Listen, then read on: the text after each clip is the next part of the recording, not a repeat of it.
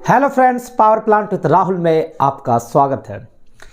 Interview में एक और इम्पॉर्टेंट क्वेश्चन जो अक्सर पूछा जाता है कि बॉयलर वॉशिंग क्या है, बॉयलर वॉशिंग हम लोग क्यों करते हैं, what is the requirement for the boiler washing. सारा डिटेल आपको इस वीडियो में मिलेगा कि बॉयलर वॉशिंग क्या होता है, बॉयलर वॉशिंग हम लोग क्यों करते हैं और बॉयलर वॉशिंग करने से आपको क्या क्या फ़ायदा मिलता है। तो अक्सर आपसे इंटरव्यू में ये पूछा जाता है, तो इस वीडियो को लास्ट तक देखें, आपके लिए काफ़ी इंफॉर्मेटिव रहने वाला है। देखिए, इसी प्रकार से मैं इंटरव्यू रिलेटेड वीडियो आपके लिए लाता रहूँगा। आप इस वीडियो को देखें, आपको काफ़ी फायदेमंद मिलेगा। तो आइए हम लोग स्टार्ट करते हैं बॉयलर वॉशिंग। तो फ्रेंड, बॉयलर वॉशिंग क्या है इसको देखिए कि boiler washing is done to remove mineral deposits, sediment and dirt that build up inside the boiler over time, which can significantly reduce its heating efficiency by hindering heat transfer, leading to increased fuel consumption and potential damage to the boiler if left uncleaned। देखिए friend, boiler washing क्या होता है कि आपका क्या है, boiler है, boiler में आपका क्या है, चारों साइड से वाटर ट्यूब रहता है, ट्यूब के अंदर आपका क्या है, वाटर है, और आपका इनसाइड द बॉयलर आपका कोल का कंबशन होता है, कोल का बर्निंग होता है। कोल का जो बर्निंग होने से उसमें आपका फ्लैश निकलता है और बहुत सारा unused oxygen and carbon, sulphur वगैरह सारा चीज़ निकलता है, SO2 SO3 वगैरह निकलता है। वहाँ से जो हीट निकलता है वो हीट आपका ट्यूब में आता है थ्रू द रेडिएशन। आपका मान लीजिए कि आपका एक ट्यूब है, ये आपका ट्यूब है, ट्यूब के अंदर मान लीजिए आपका वाटर सर्कुलेट हो रहा है और यहाँ पे मान लीजिए कि आपका बर्निंग हो रहा है। तो यहाँ से जो ट्यूब के पास जो हीट पहुँचता है वो through the radiation and the convection पहुँचता है। ठीक है, through the radiation and the convection पहुँचा। ये आपका ट्यूब है, ट्यूब का जो इनर सरफेस जो है, जो कि फेसिंग टू द फर्नेस है, वहाँ पे पहले वो हीट होता है।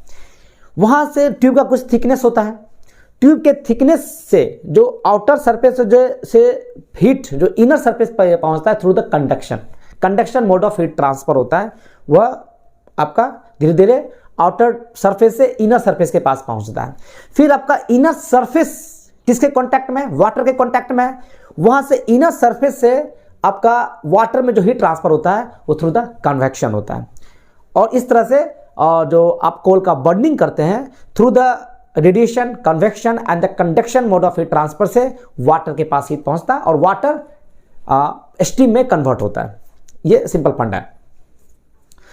तो क्या होता है कि वो जब कोल का बर्निंग होता है तो उसके साथ बहुत सारा फ्लैश रहता है, बहुत सारा डर्ट रहता है, सेडिमेंट रहता है, मिनरल्स जो होता है वो इसके आउटर सरफेस, जो ट्यूब के आउटर सरफेस पे डिपोजिट हो जाता है।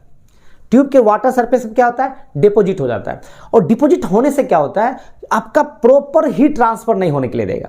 जो हीट, अगर ये ट्यूब क्लीन रहता है तो आराम से हीट ट्रांसफर हो जाता, लेकिन चूंकि यहाँ पे अगर स्केल का फॉर्मेशन, अगर ट्यूब के अंदर स्केल का फॉर्मेशन होता है और बाहर में आपका सेडिमेंट डिपोजिट हो जाता है, आपका मिनरल्स डिपोजिट हो जाता है, आपका डर्ट डिपोजिट हो जाता है, तो उससे क्या हो जाता है कि ये हीट ट्रांसफर को हिंड्रेंस करता है।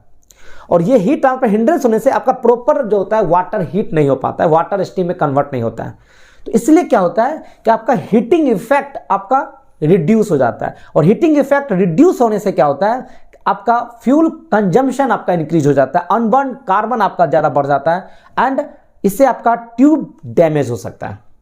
ट्यूब का डैमेज होने का चांस आपका बढ़ जाता है। देखिए, ट्यूब क्यों डैमेज होगा, कारण कि जो आपका हीट फर्नेस से जो ट्यूब के पास पहुंच रहा है और ट्यूब प्रॉपर हीट ट्रांसफर नहीं कर पा रहा है, किसको, वाटर को, तो वो सारा का सारा हीट कहां पे डिपोजिट हो जाएगा, ट्यूब के पास।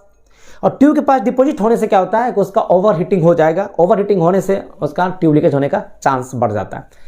तो इसलिए बीच बीच में जब भी ट्यूब लीकेज होता है और ट्यूब लीकेज होने के बाद जब हम लोग बॉयलर का शट डाउन करते हैं, उस समय बॉयलर का वॉशिंग, एक स्प्रे जेट के थ्रू हम लोग बॉयलर का प्रॉपर वॉशिंग करते हैं, ताकि जो ट्यूब का जो आउटर सरफेस जो है, जो कि एक्सपोज टू द हीट रहता है, वो प्रॉपर क्लीन रहे और प्रॉपर वो हीट ट्रांसफर कर सके।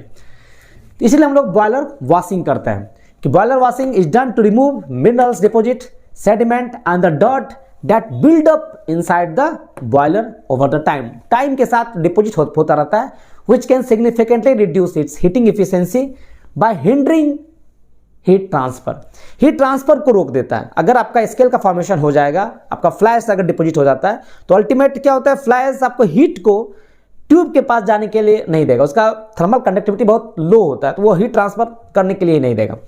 तो हीट ट्रांसफर आपका हीटिंग एफिशिएंसी आपका रिड्यूस हो जाएगा।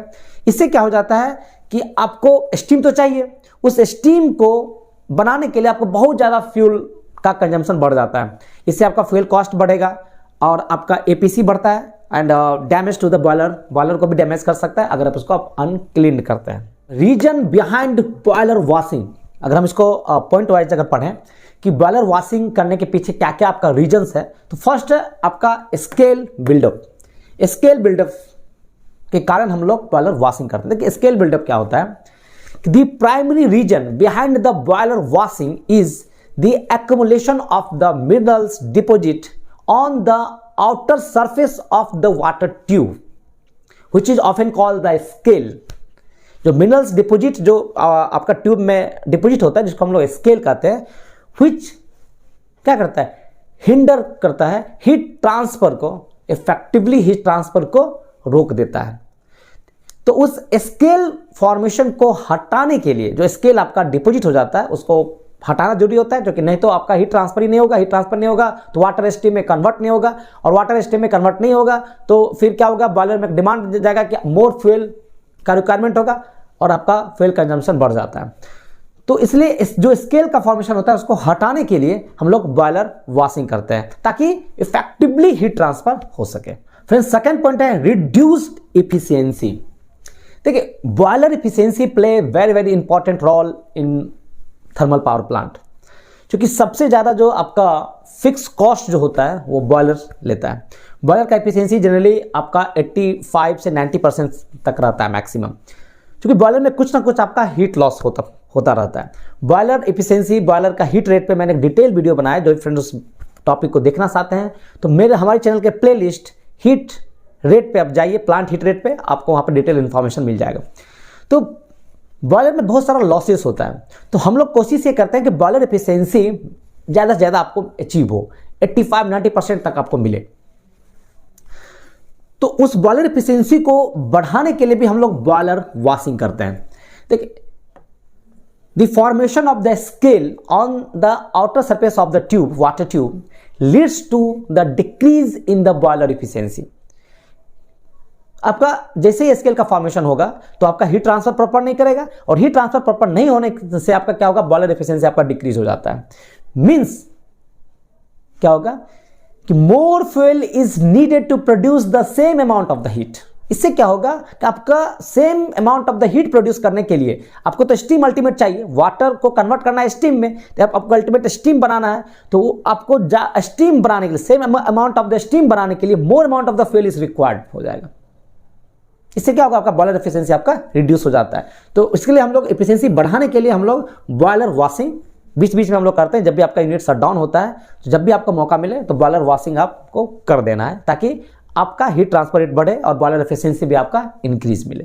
थर्ड पॉइंट है आपका कॉस्ट सेविंग। बड़ा इंपॉर्टेंट चीज है। जनरली आप इलेक्ट्रिसिटी प्रोड्यूस करते हैं तो आप चाहते हैं कि जितना कम से कम कॉस्ट में आपका इलेक्ट्रिसिटी जनरेशन हो, ताकि आप उसको मार्जिन आपको मिले एनर्जी रेट के लिए, क्योंकि अल्टीमेट आपको अर्निंग करना है। पावर प्लांट का मेन जो ऑब्जेक्टिव रहता है किसी भी पावर प्लांट का, कि आपको यूनिट कॉस्ट आपको कम मिले, जितना कम से कम आपको यूनिट कॉस्ट में पावर जनरेशन मिले और उसको हाई रेट में आप उसको सेल कर सकें। तो मेन ऑब्जेक्टिव है कि आपको कॉस्ट सेविंग करना है। तो बॉयलर वॉशिंग करने से आपका कॉस्ट सेविंग भी इंप्रूव होता है। क्या होता है इससे, द रेगुलर बॉयलर वॉशिंग, अगर आप रेगुलर बॉयलर वॉशिंग करते हैं जब भी आपको टाइम मिलता है, the regular boiler washing can result in significantly energy cost saving by improving its efficiency. आप बॉयलर वॉशिंग करते हैं, उससे आपका हीट रेट बढ़ता है। हीट रेट बढ़ने से आपका क्या होता है कि फ्यूल जो आपको कंजम्पशन होता है वो आपका कम होता है। उससे क्या होता है कि आपका बॉयलर एफिशिएंसी इंक्रीज होता है, और बॉयलर एफिशिएंसी जैसे इंक्रीज मिलेगा आपको कॉस्ट सेविंग मिलेगा आपको, कम कॉस्ट में आपका यूनिट जनरेशन हो जाएगा। तो आपको इससे क्या होता है, बॉयलर वॉशिंग से आपको कॉस्ट का भी सेविंग होता है। आपको अल्टीमेट किसी भी पावर प्लांट में आप देखिएगा कि जितना भी अगर टोटल कॉस्ट जनरेशन आप देखिएगा पर यूनिट का, तो उसमें 50 से 60% आपका फ्यूल कॉस्ट ही रहता है। तो हमको फ्यूल कॉस्ट को जितना कम से कम रखना है ताकि आपको यूनिट जनरेशन कॉस्ट आपको कम मिले। तो बॉयलर वॉशिंग से आपको कॉस्ट सेविंग हो जाता है।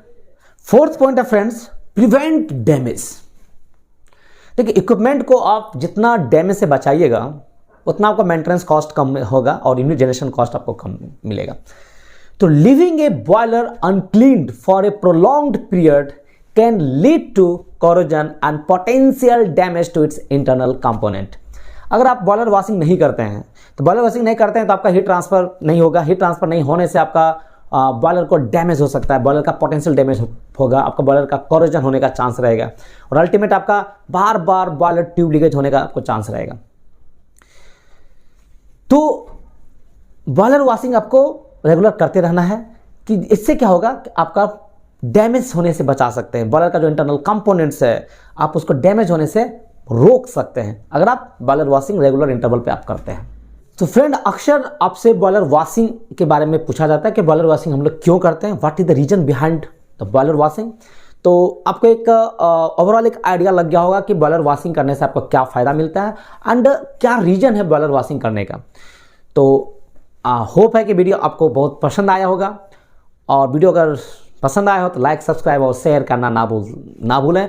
और जो भी फ्रेंड्स मेंबरशिप लेना चाहते हैं और मुझसे व्हाट्सएप के थ्रू जुड़ना चाहते हैं तो आप मेंबरशिप ले सकते हैं। Thank you.